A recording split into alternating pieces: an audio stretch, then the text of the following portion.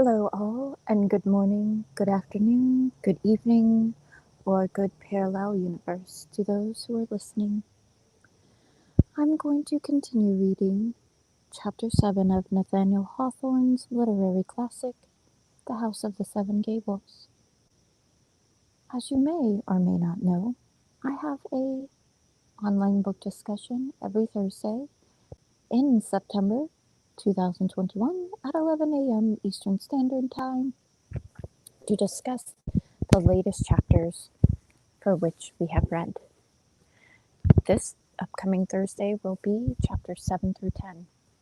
And to stay on track with my reading, I tend to read aloud.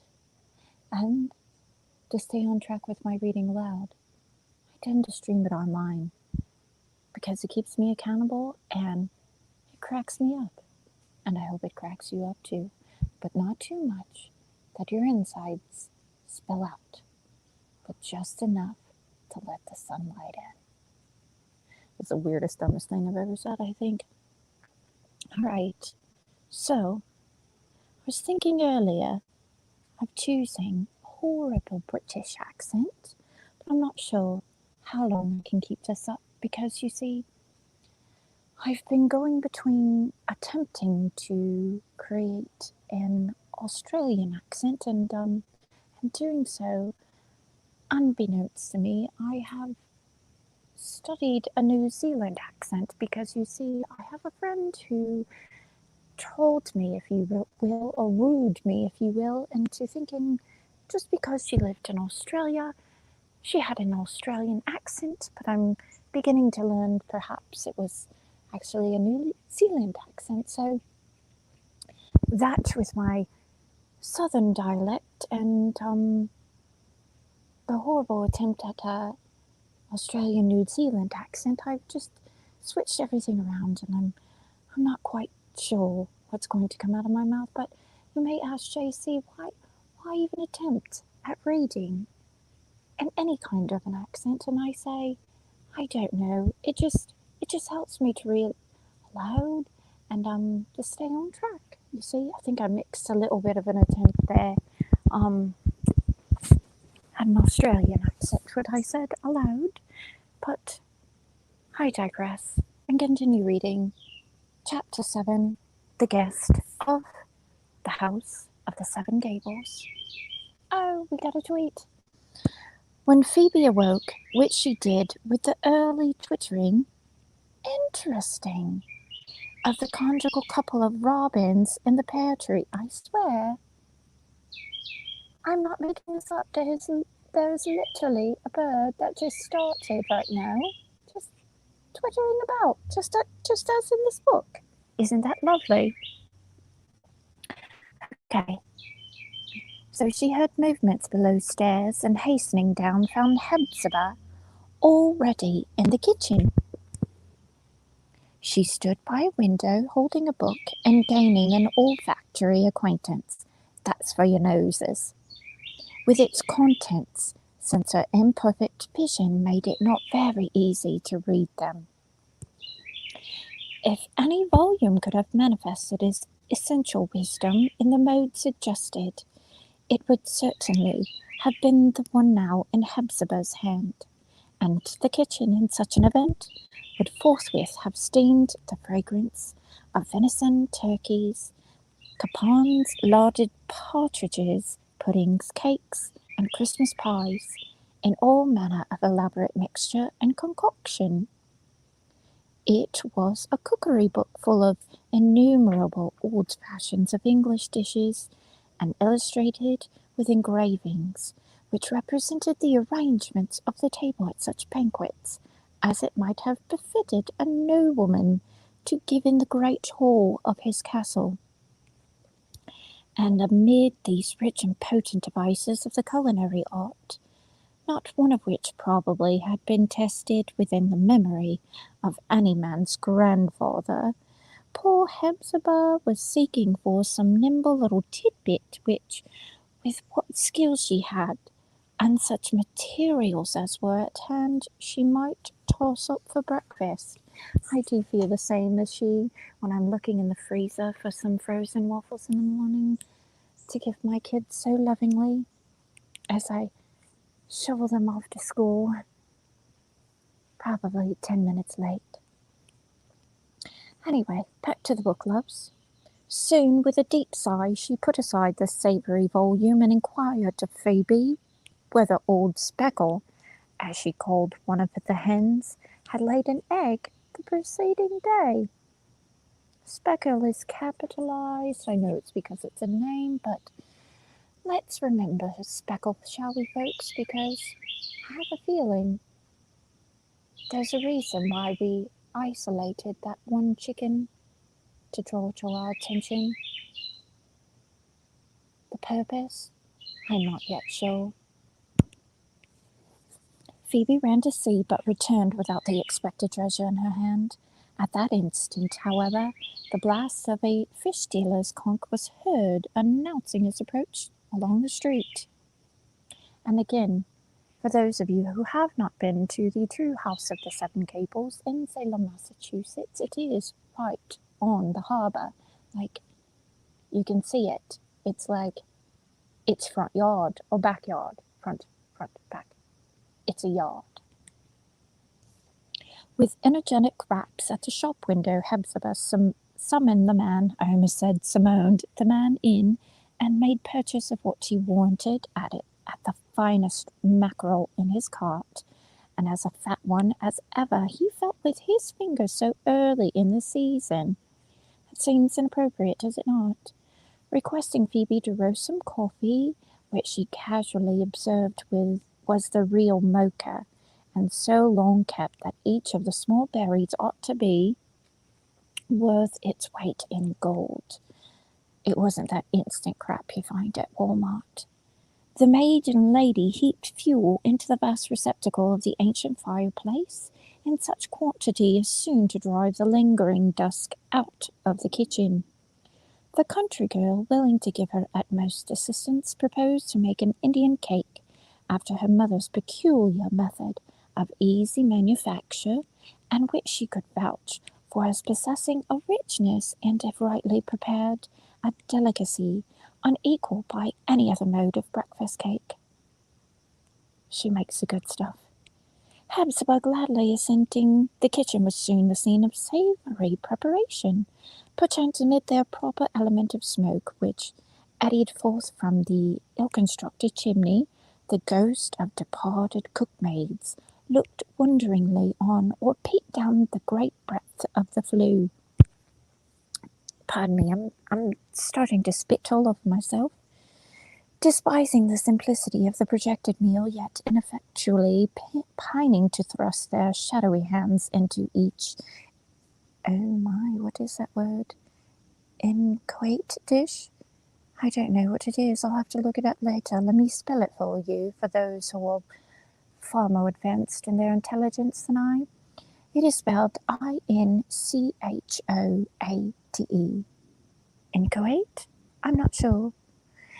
The half-starved rats, at any rate, stole visibly out of their hiding places and sat on their hind legs, snuffing the fumy atmosphere and wistfully awaiting an opportunity to nibble.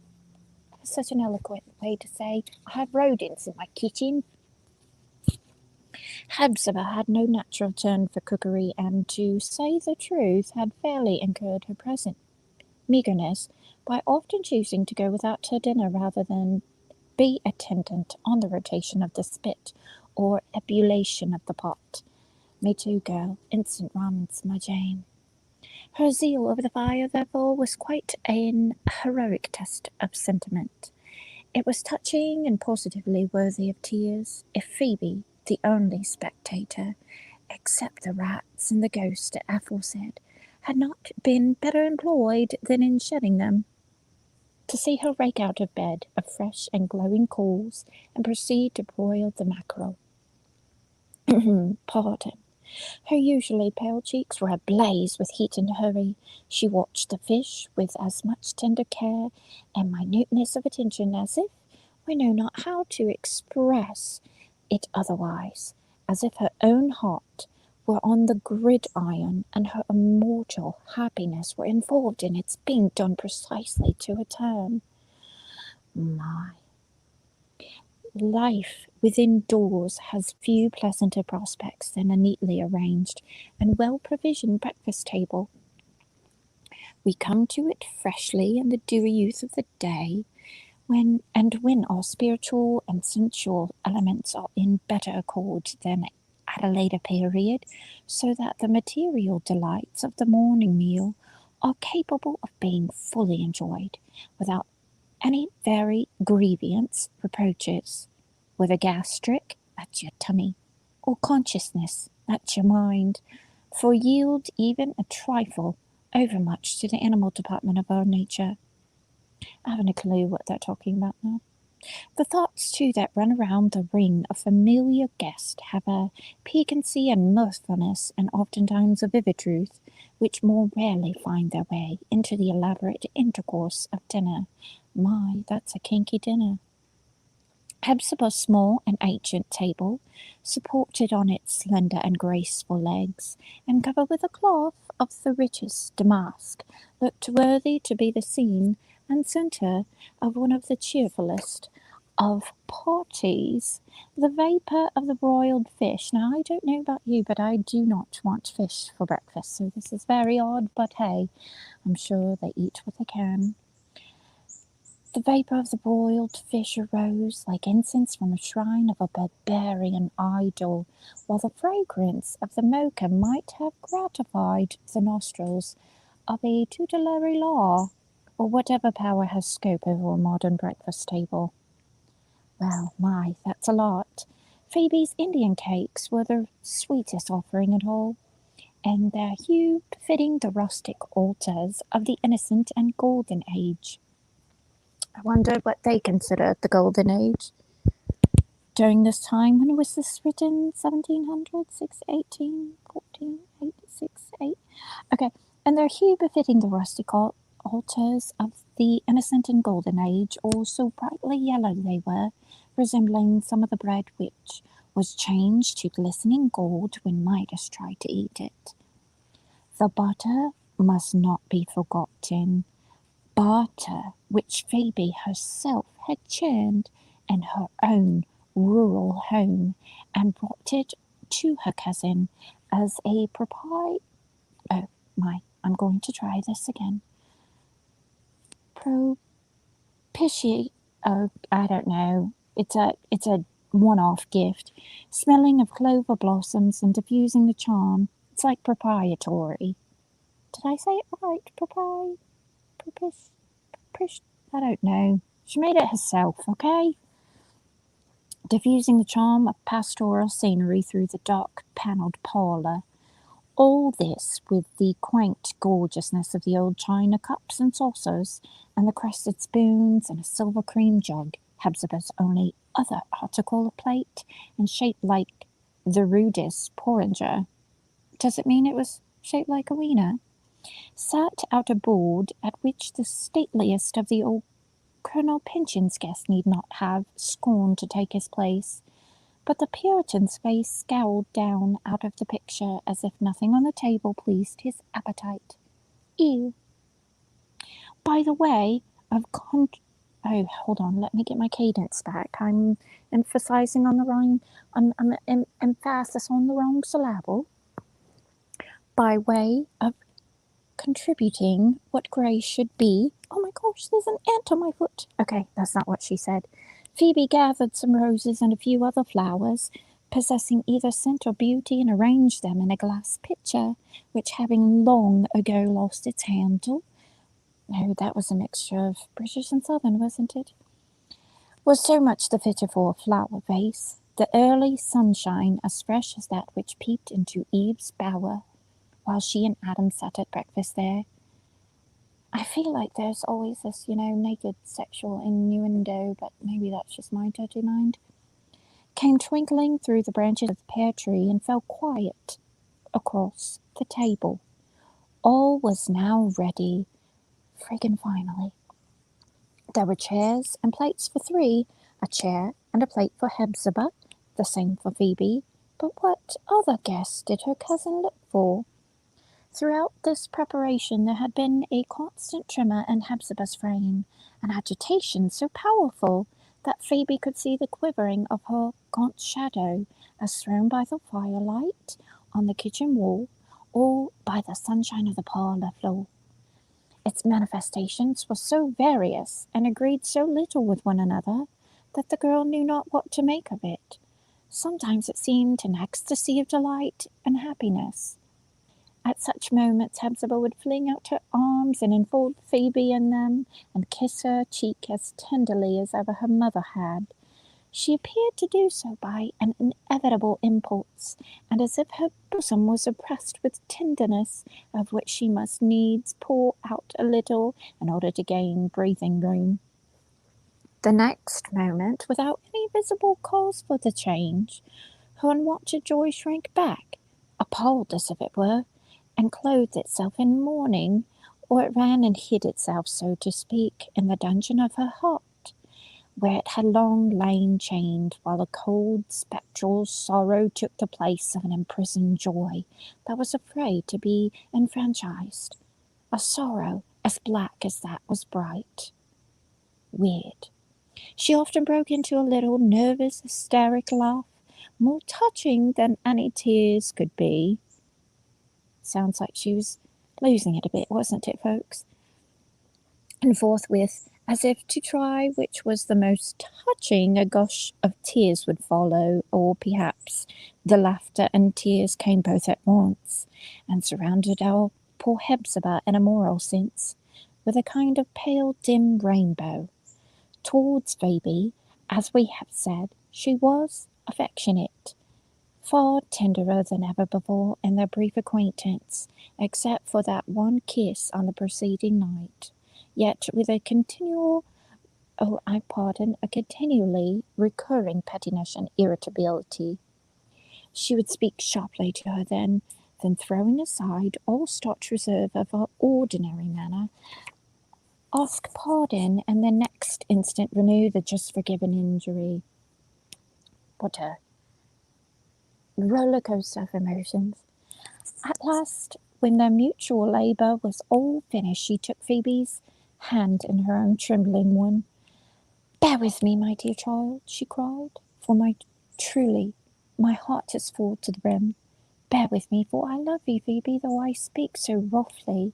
Think nothing of it, dearest child. By and by I shall be kind and only kind." "My dearest cousin, can you not tell me what has happened?" asked Phoebe, with a sunny and tearful sympathy. "What is it that moves you so?" "Hush, hush, he's coming," whispered Hepzibah, hastily wiping her eyes. "Let him see you first, Phoebe, for you are young and rosy, and cannot help letting a smile break out whether or no. He always liked bright faces, and mine is old now, and the tears are hardly dry on it. He never could abide tears. There, draw the curtain a little, so that the shadow may fall across his side on the table, but let there be a good deal of sunshine too, for he never was fond of gloom, as some people are. He has had but little sunshine in his life, poor Clifford, and oh, what a black shadow! Poor, poor Clifford." Thus murmuring in an undertone, as if speaking rather to her own heart than to Phoebe, the old gentlewoman stepped on tiptoe about the room, making such arrangements as suggested themselves at the crisis. Meanwhile, there was a step in the passageway above the stairs. Phoebe recognized it at the same time which had passed upward as through her dream in the night time. The approaching guest, whoever it might be, appeared to pause at the head of the staircase. He paused twice or thrice in the descent. He paused again at the foot. Each time the delay seemed to be without purpose, but rather from a forgetfulness of the purpose which had set him in motion, or as if the person's feet came involuntarily to a standstill because the motive power was too feeble to sustain his progress. Finally, He made a long pause at the threshold of the parlour. He took hold of the knob of the door, then loosened his grasp without opening it. Hepzibah, her hands convulsively clasped, stood gazing at the entrance. "Dear cousin Hepzibah, pray don't look so," said Phoebe, trembling, for her cousin's emotion and this mysterious, reluctant step made her feel as if a ghost were coming into the room. "You really frightened me. Is something awful going to happen?" "Hush!" whispered Hepzibah. "Be cheerful. Whatever may happen, be nothing but cheerful." The final pause at the threshold proved so long that Hepzibah, unable to endure the suspense, rushed forward, threw open the door, and led in the stranger by the hand. At the first glance, Phoebe saw an elderly personage in an old-fashioned dressing gown of faded damask, and wearing his grey or almost white hair of an unusual length. It quite overshadowed his forehead, except when he thrust it back and stared vaguely about the room. After a very brief inspection of his face, it was easy to conceive that his footstep must necessarily be such, and one as that which slowly, with as indefinite a name as a child's first journey across a floor, had just brought him hitherward. He seems a bit timid. I think you can probably see why I like to read this aloud, because, quite frankly, it's a little hard to get through all the wordiness, although I do appreciate the wordiness because it's quite lovely, its descriptions, but sometimes it does grow quite tiring to get through, well, all of the words. So I have to entertain myself by doing different accents, and if you hold on just a moment and be patient with me, I'm going to cleanse and wet my whistle, as they say. One moment, please.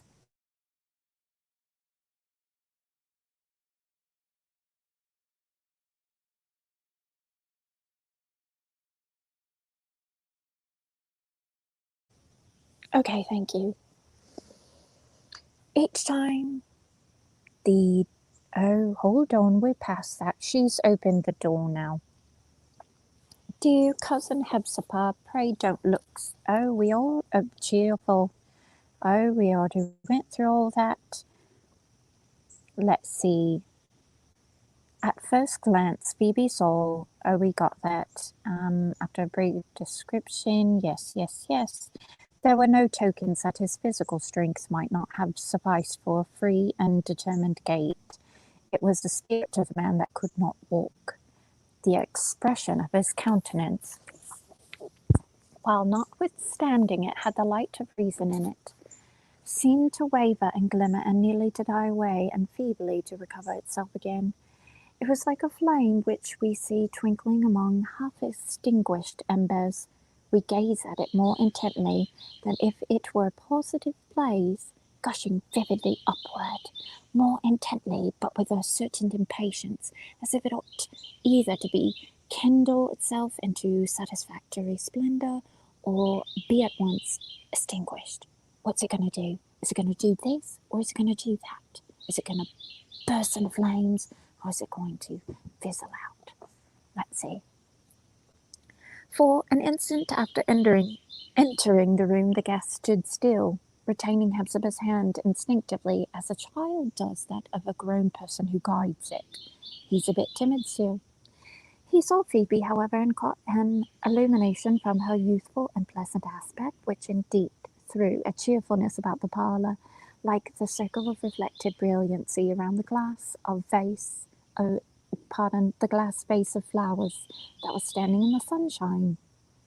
He made a salutation, or, to speak nearer the truth, an ill-defined, abortive attempt at courtesy, and perfect as it was, however, it conveyed an idea, or at least gave a hint of indescribable grace, such as no practised art of external manners could have attained. His heart was in the right place. It was too slight to seize upon an instant, yet, as recollected afterward, seemed to transfigure the whole man. "Dear Clifford," said Hepzibah, in the tone with which one soothes a wayward infant, "this is our cousin Phoebe, little Phoebe Minchin, Arthur's only child, you know.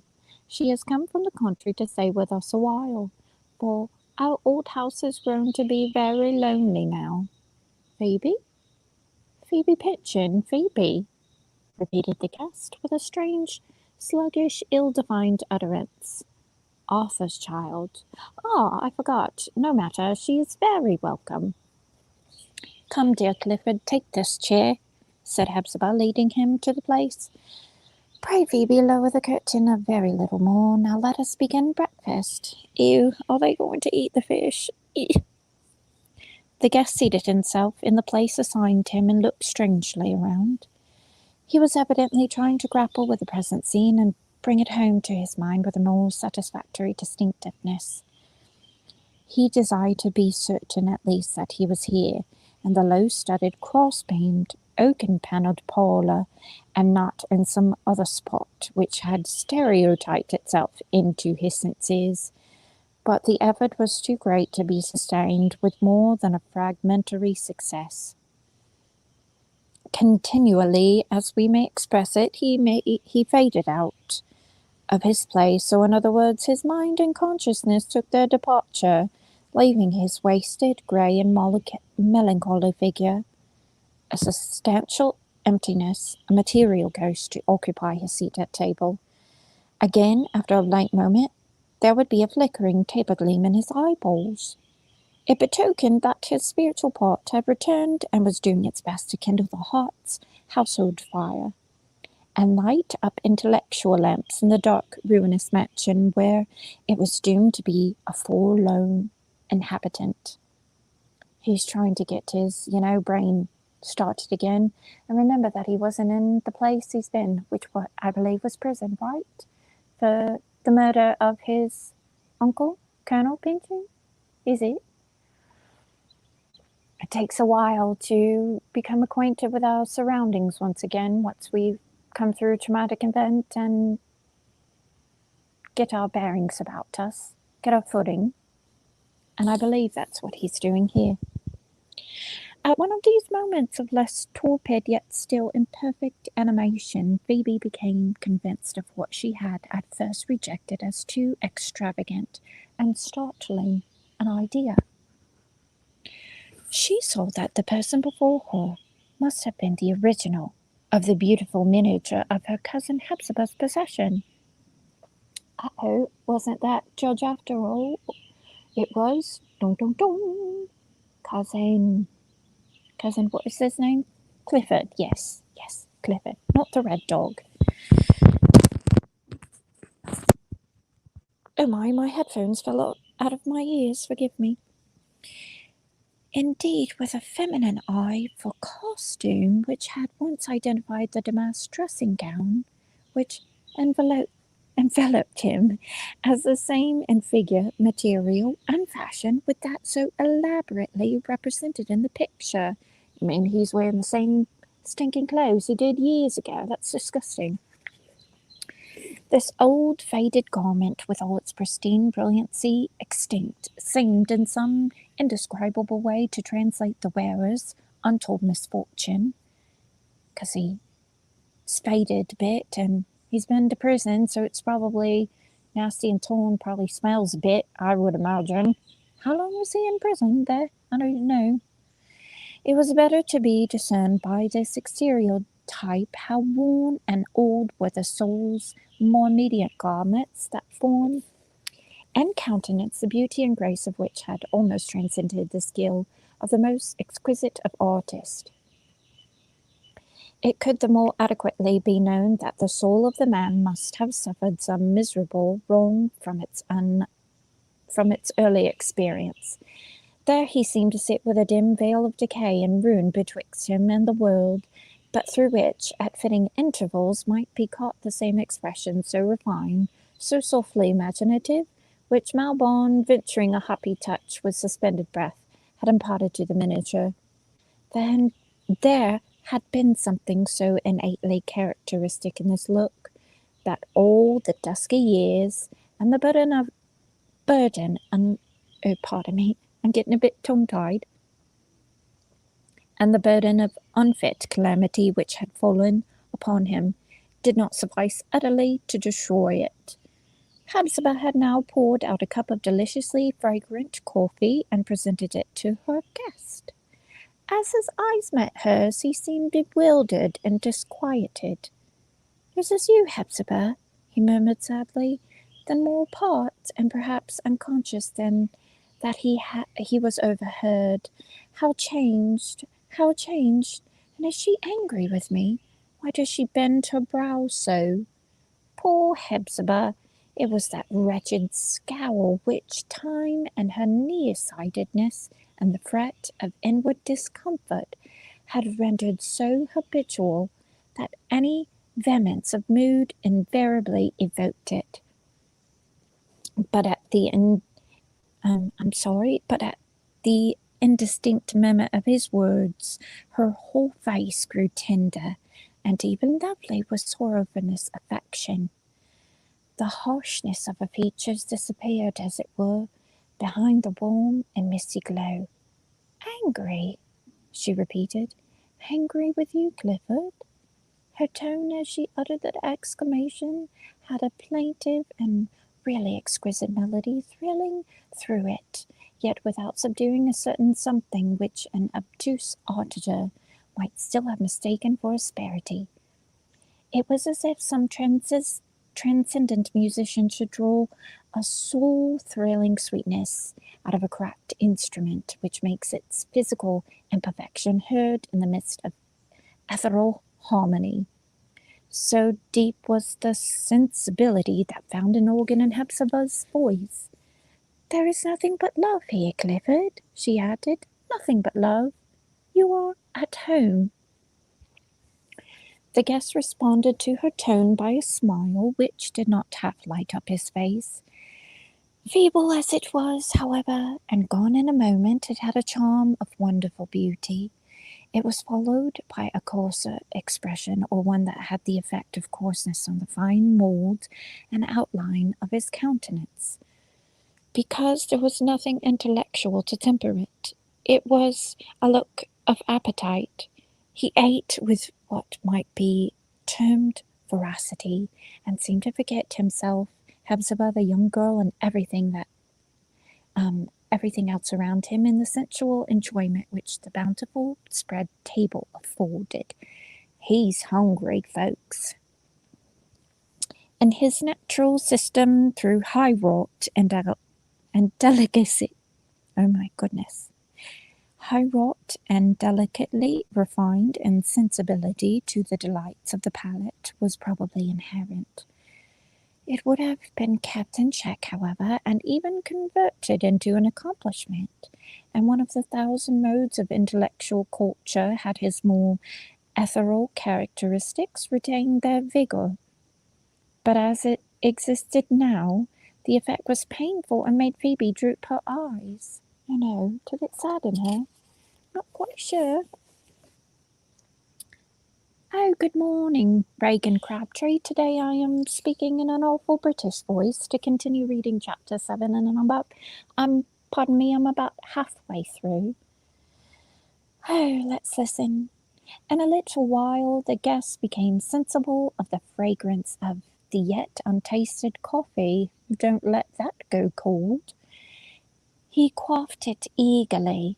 The subtle essence acted on him like a charmed draught, and caused the opaque substance of his animal being to grow transparent, or at least translucent, so that a spiritual gleam was transmitted through it with a clearer lustre with hitherto.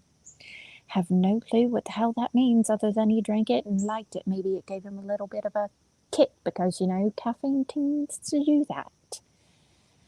"More, more!" he cried, with nervous haste in his utterance, as if anxious to retain his grasp of what sought to escape him. "This is what I need. Give me more." Wow, he's a little rude, don't you think? Although, man, when you haven't had coffee in a while, I understand. When you're a little grumpy, you need a little jump in your juice. Under this delicate and powerful influence he sat more erect stopped and looked out from his eyes with a glance that took note of what it rested on. It was not so much that his expression grew more intellectual. This, though, it had its share, and was not the most peculiar effect. Neither was what we call the moral nature so forcibly awakened as to present itself in remarkable prominence.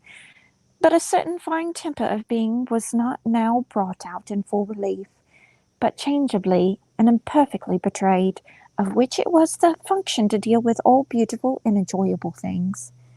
He's jacked, and a character where it should exist as the chief attribute, it would bestow on its possessor an exquisite taste, an inviolable susceptibility of happiness. He's on a caffeine high.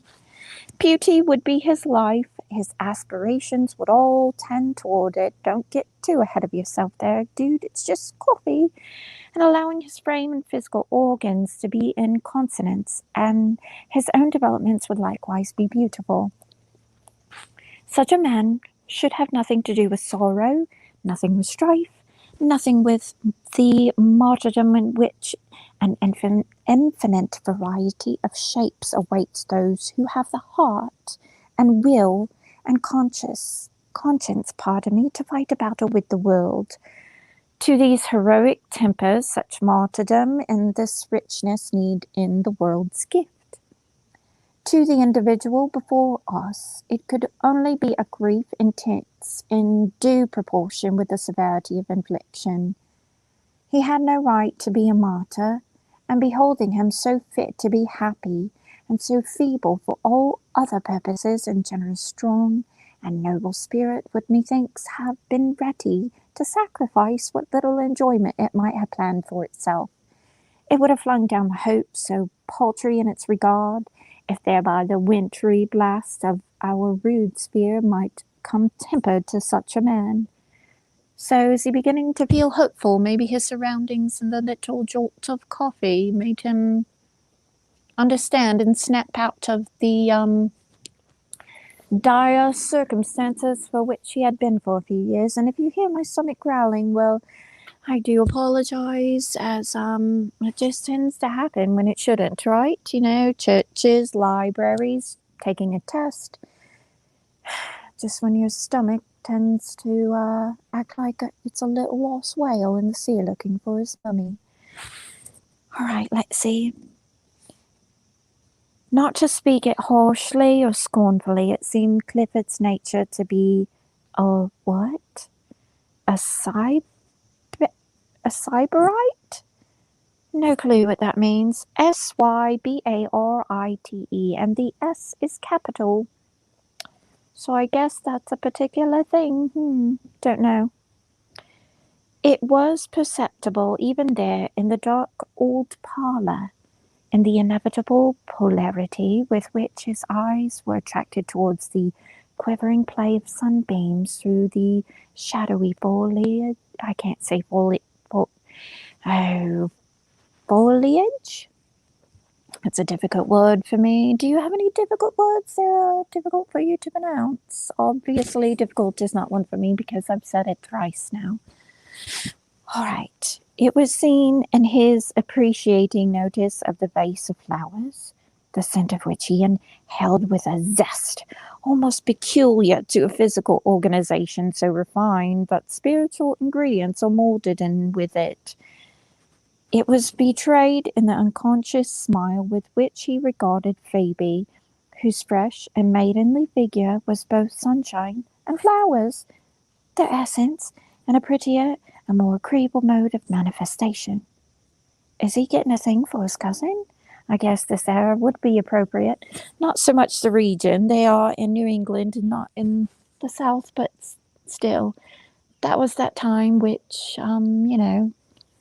cousin banging, I guess, was not frowned upon. All right, let's see. Where did I lose my place? Let's see. The cousin love got me a little bit distracted there. Beautiful in the instinctive caution with which, even so soon, his eyes turned away from his hostess and wandered to any quarter rather than come back. It was Hepzibah's misfortune, not Clifford's fault. How could he, so yellow as she was, so wrinkled, so sad of mind, with that odd uncouthness of a turban over her head, and that most I'm sorry, no, that word is perverse, of scowls contorting her brow, how could he love to gaze at her? Probably because sometimes things that are so odd looking just hold our attention, don't they? Might be why I like to stare in the mirror for hours. But he did owe her no affection for so much as she had silently given. He owed her nothing. A nature like Clifford's can contract no debts of that kind. It is, we say it without censure, nor in diminution of the claim with it indefensibly possesses of beings of another mould. It is always selfish in its essence, and we must give it to leave to be so, and heap up our heroic and disinterested love upon it so much the more without a recompense. Oh, pardon me, a recompense. Poor Hepzibah knew this truth, or at least acted of the instinct of it. So long estranged from what was lovely as Clifford had been, she rejoiced, though with a present sigh, and a secret purpose to shed tears in her own chamber, that he had brighter objects now before his eyes than her aged and uncomely features. Yeah, I think we're getting to cousin bumping little sexy parts. They never possessed the charm, and if they had, the canker of her grief for him would long since have destroyed it. The guest leaned back in his chair, mingled in his countenance with a dreamy delight. There was a troubled look of effort and unrest. He was seeking to make himself more fully sensible of the scene around him, or perhaps dreading it to be a dream or a play of imagination, was vexing the fair moment with a struggle for some added brilliancy and more durable illusion. Now I'm going to pause again for a moment, as it were, so I can wet my whistle again. Hello, all. I'm reading chapter 7 in a horrible British, pardon me, I'm getting so tongue-tied. I've read for quite a bit now.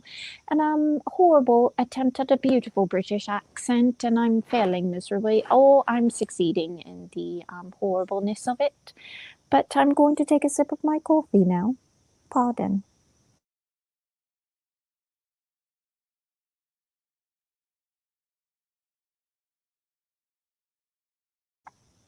Wouldn't want you to hear all the little swallows. We'll leave that for the cousins. Let's see. How pleasant, how delightful, he murmured, but not as if addressing anyone. Will it last? How balmy the atmosphere through that open window. An open window? How beautiful that play of sunshine. Those flowers, how very fragrant. That young girl's face, how cheerful, how blooming. A flower with the dew on it, and sunbeams, and the dewdrops. Ah, this must all be a dream, a dream, but it has quite hidden the 4 stone walls. You see, he's been, hello, Claire. I'm just, staying on track and entertaining myself. Maybe this will put you back in a very nice early morning nap. You don't have to stay if you don't want to. This is just mostly for me. But I hope you all enjoy it, or at least don't want to scratch your earballs out with my horrible attempt at a British accent. I think I'm getting a little bit New Zealand in there too, forgive me. I just imagine him being in prison all these years and coming out and like, wait a minute, is this my reality? Is this for real? And, he probably talked to himself a lot as, I am now, although I'm not in prison, I'm just at home, outside, listening to the birds, drinking my coffee and reading a little Hawthorne. But you see, I too have been in places or through circumstances for which, when it ended, I was quite perplexed. If it was truly the end, am I really where I am right now? Is it done? Is the hardship done? Couldn't be. That was way too difficult, and it's done in a snap. Where am I now? Is this reality? Was that reality? Is anything reality? Am I me? Are you you? Yes, all questions to have on this early Wednesday morning, is it? I don't really know.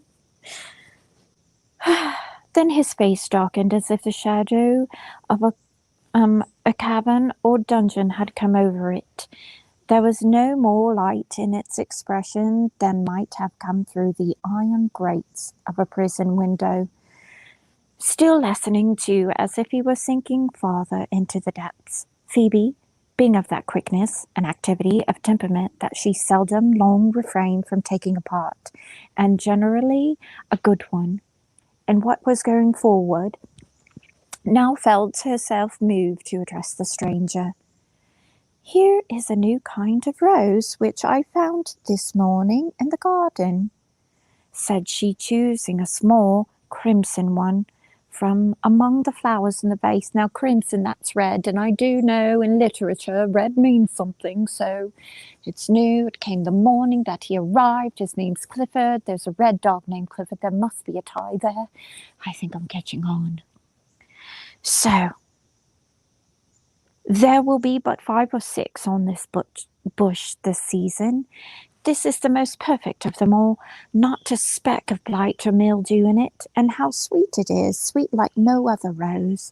One can never forget that scent. Ah, no mildew, you say, so like a fresh start, if you will? Ah, let me see, let me hold it, cried the guest, eagerly seizing the flower, which by a spell peculiar to remembered odours brought innumerable associations along the fragrance that exhaled. Thank you. This has done me good. I remember how I used to prize this flower long ago, I suppose, very long ago. Or was it only yesterday? It makes me feel young again. Am I young? Either this remembrance is singularly distinct, or this consciousness strangely dim. But how kind of the fair young girl. Thank you. Thank you. The favourable excitement derived from this little crimson rose afforded Clifford the brightest moment which he enjoyed at the breakfast table. It might have lasted longer, but that his eyes happened soon afterwards to rest on the face of the old Puritan who, out of his dingy frame and lustreless canvas, was looking down on the scene like a ghost, and a most ill-tempered and ungenial one. The guest made an impatient gesture of the hand and addressed Hepzibah with what might easily be recognized as the licensed irritability of a petted member of the family. "Hepzibah, Hepzibah!" cried he with no little force and distinctness. "Why do you keep that odious picture on the wall? Yes, yes, that is precisely your taste. I have told you 1,000 times that it was the evil genius of this house, my evil genius particularly. Take it down at once." "But, Clifford," said Hepzibah sadly, "you know it cannot be." "Then, at all events," continued he, still speaking with some energy, "pray cover it with a crimson curtain, broad enough to hang its folds, and with a golden border and tassels. I cannot bear it. It must not stare me in the face." "Yes, dear Clifford, the picture shall be covered," said Hepzibah soothingly. "There is a crimson curtain in a trunk above the stairs, a little faded and moth-eaten, I'm afraid, but Phoebe and I will do wonders with it." He is covering it with a crimson curtain, as if he's stained with blood and it cannot be removed. The past generations. Pardon me again, I'm going to take another wet whistle of my coffee.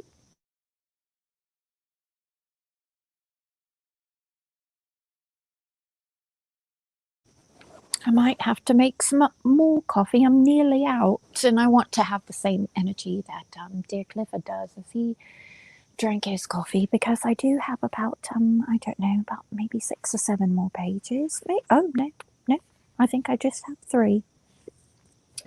Even so, can't have too much coffee, can you now? Yes, I'm afraid you can, so I've got to be careful. Oh, I'm sorry you cannot sleep, Reagan. And I hope you all can get some rest now, loves, because tomorrow we have a rather full day, don't we? We have a room parent meeting in the morning at 8 a.m. and all of you are coming with me, at least in spirit, as I cannot bear to take it seriously. And then at what did I say, 10 or 11 a.m.? I'll have to go back and look. We're going to discuss chapters 7 through 10, and I'm just getting through chapter 7 now, so I must stay on task. I must. Has anyone been a room parent before? This is going to be my first time, and as I'm horrible at checking my email, I don't think I'm going to be a very good one, so they might regret allowing me to take on this role. We'll see. It's just first grade. I can't mess this up too much, can I? You lack faith in me. I can mess up almost anything, as we can tell by this horrible attempt at an accent. Okay, let's go on. Oh, yes, dear Clifford, the pictures shall be covered. There's a crimson curtain in a trunk above the stairs, a little faded and moth-eaten, I'm afraid. But Phoebe and I will do wonders with it. This very day, remember, he said, hey, lady, don't wait. I want it now. I want it done now. I don't want to wait. I don't want to look at his mug anymore. I just want it covered. Shoo. Go. If you need to go to IKEA, I'm sure it's open at this hour. I probably got a 2-for-1 special. Just go and do it. Get it now. After all, I've been locked up. Probably with some grungy dudes, and I'm wearing the same outfit I did 100 years ago when someone painted this other portrait of me. Go on, love. Be a dear.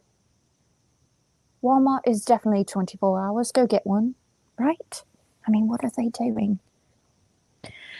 So this very day, why should we live in this dismal house at all? Why not go to the south of France, to Italy, Paris, Naples, Venice, Rome? Hepzibah will say we have not the means. A droll idea. He smiled to himself.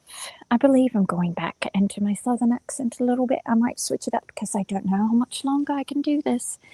So he smiled to himself and threw a glance of fine, sarcastic means towards Hepzibah, but the several moods of feeling faintly as they were marked, through which he had passed, occurring in so brief an interval of time, had evidently wearied the stranger, who's like up and down, round about. He's partly pooped himself out there. He was probably accustomed to a sad monotony of life, not so much flowing in a stream, however sluggish, and stagnating in a pool around his feet, almost like a puddle. A slumberous veil diffused itself over his countenance, and had an effect, morally speaking, on its naturally delicate and elegant outline, like that which a brooding mist, with no sunshine in it, throws over the features of a landscape. He appeared to become grosser, almost cloddish, if aught of interest or beauty, even ruined beauty, had heretofore been visible in this man. The beholder might now begin to doubt it, and to accuse his own imagination of pardon again, lots of Slav in my mouth. His own imagination of deluding him with whatever grace had flickered over that visage, and whatever exquisite lustre had gleamed in those filmy eyes. Before he had quite sunken away, however, The sharp and peevish tinkle of the shop bell made itself audible. Ooh, I wonder what he's going to think of them having a scent shop. Striking most disagreeably on Clifford's auditory organs, there it is, and the characteristic sensibility of his nerves, it caused him to start upright out of his chair. Good heavens, Hepzibah, what horrible disturbance have we now in this house? Cried he, wreaking his resentful impatience. As a matter of recourse, oh, I lost my place because I said puddle and one arrived.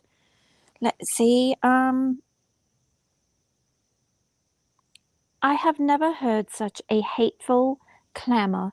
Why do you permit it? In the name of all dissonance, what can it be? I didn't think he'd be quite fond of it.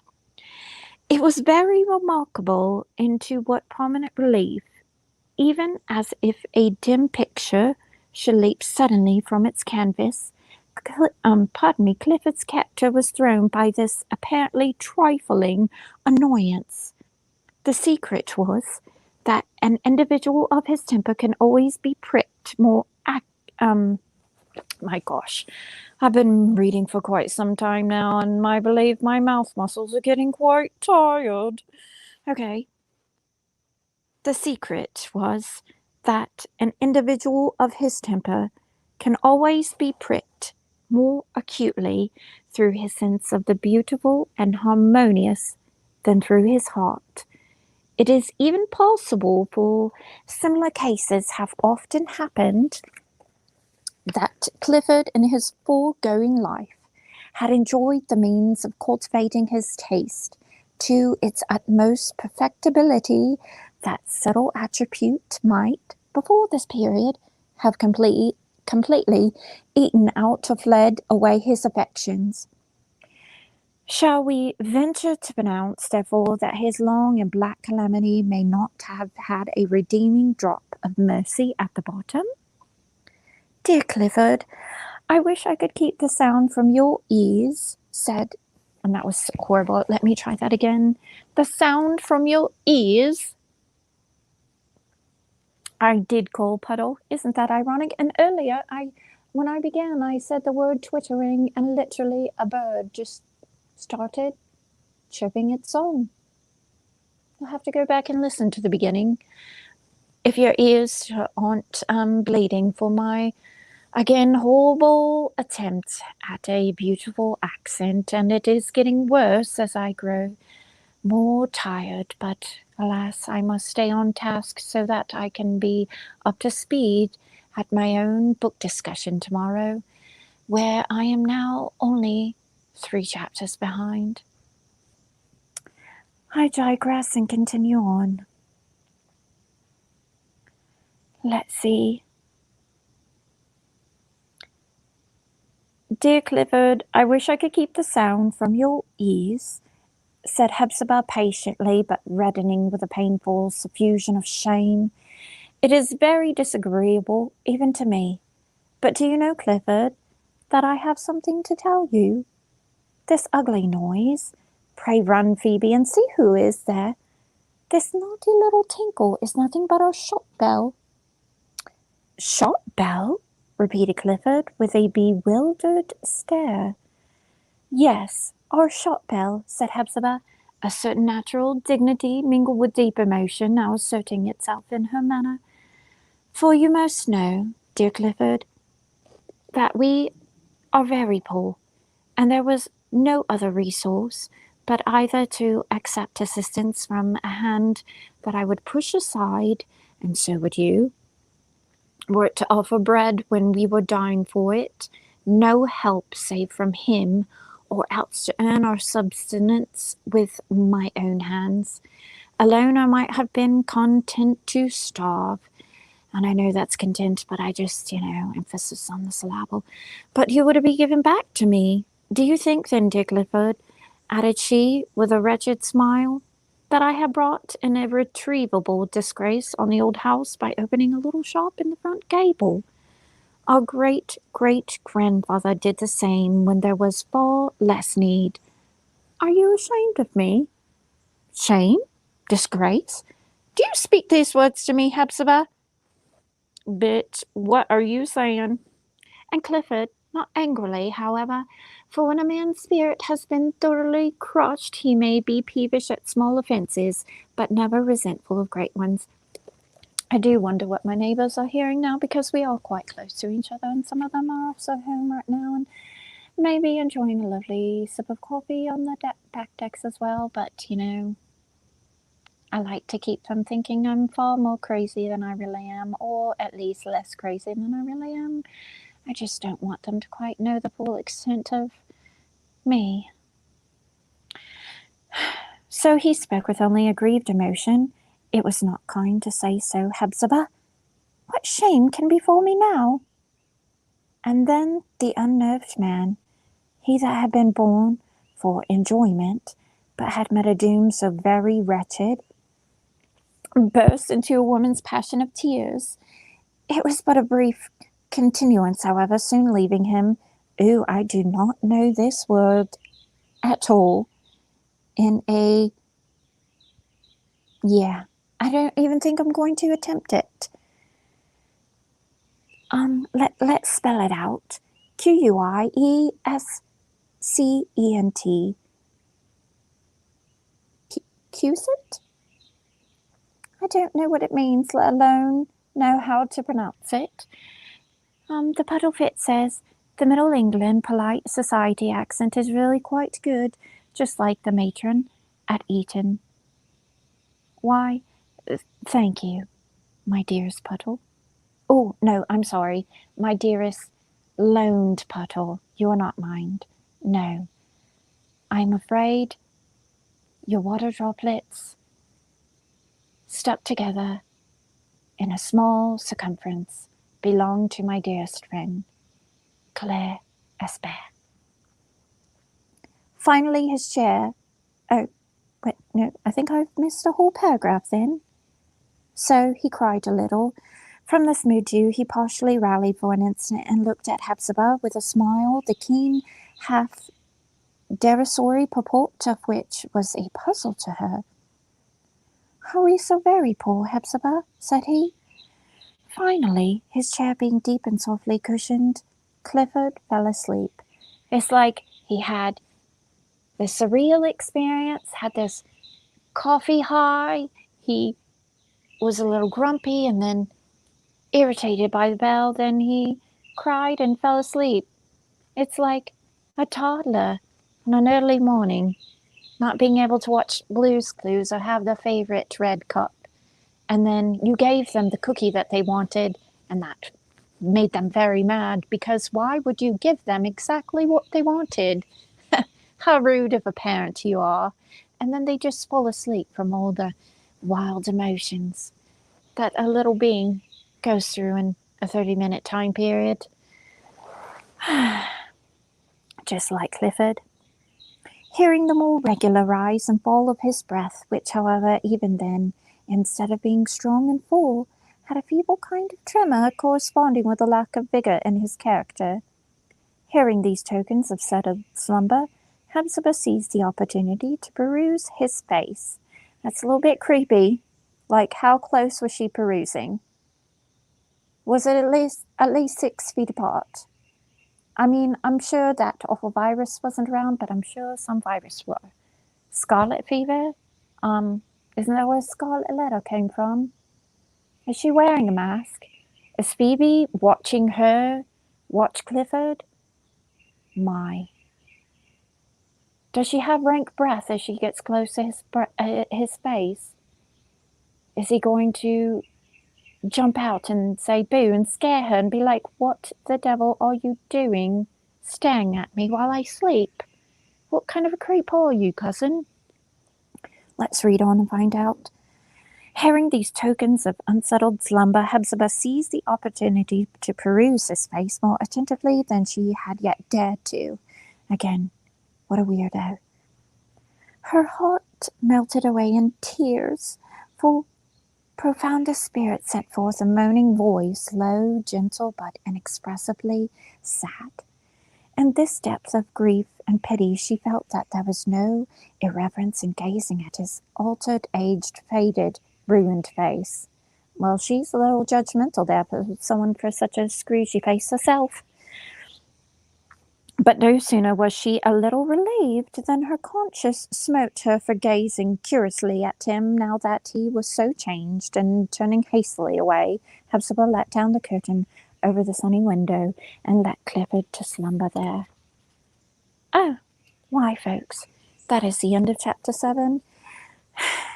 And it is so much as good because it's probably the end of all the energy I have for reading. I might come back later on this day and possibly another accent, possibly my own dull and mundane voice to read chapters 8. And maybe later on this evening, chapters 9 and 10, as I do want to be finished by this evening because, again, I have a room parent meeting orientation tomorrow morning for my child's school. I hope they do like hot mess moms because that is what I am. And that is what I'll be bringing. And contributing all that I can of me. And hoping that I don't bring shame upon my child as there's shame upon the house of Seven Gables. I do hope you all have a good day. Until we meet again, goodbye.